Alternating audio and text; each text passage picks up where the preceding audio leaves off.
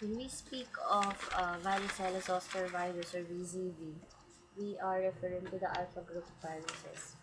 So VZV is when you have an acute infection with VZV, you will present with chickenpox. But if there is a reactivation of the latent VZV infection from that chickenpox, you will develop herpes zoster or what is commonly known as shingles. However, it is very this disease or this viral infection is can be fatal to an elderly or immunocompromised patients.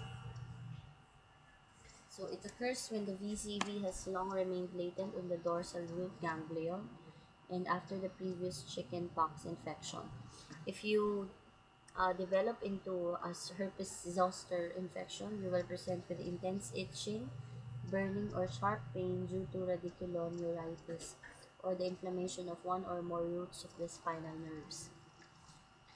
However, when the geniculate nucleus is involved, there can be a facial paralysis, which is, although not written here, is named as the Ramsay-Hunt syndrome. When we speak of the VZV, there is an infection of the mucous membrane and skin and neurons. There can be an evasion in the immune response, and what is important is the involvement of the trigeminal ganglion, in which we establish a latent infection in the sensory ganglia, usually in this ganglion. The mode of transmission is through respiratory or through aerosol droplets, or when someone sneezes or when someone coughs in front of you who has that VCV, you will get infected. It disseminates hematogenously, and so you'll present with viremia and will cause vesicular skin lesions. It can also infect neurons and satellite cells around the dorsal root ganglia. The pathologic findings in VCV would include, just like the HSV1 strain, the chickenpox vesicles with intranuclear inclusions in epithelial cells.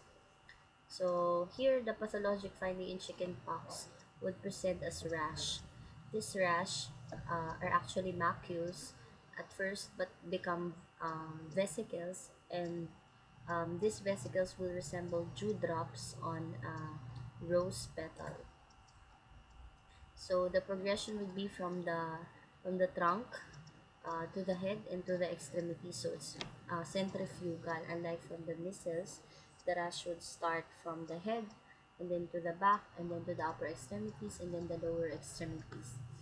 When the vesicle when the vesicle ruptures or in the vesicle ruptures and then crust, this it will heal.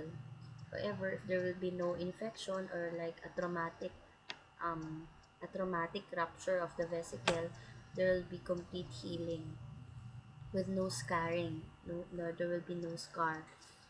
And then this is actually a histology or microscopic view of skin lesion with chickenpox or VZV. This is actually the vesicle. Okay. The pathologic findings in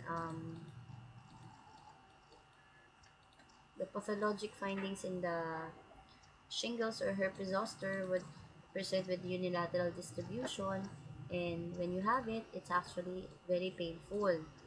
And then it may infect the ophthalmic division of the trigeminal nerve. I will show you a picture. This is actually a patient with herpes zoster ophthalmia, in which there is an infection in the ophthalmic division of the trigeminal nerve. There can be also intranuclear inclusions, also seen with the vesicles. Okay, so for the another histologic findings, the left one would present with elevation of the lining epithelia. This is the elevation. This is actually serous fluid.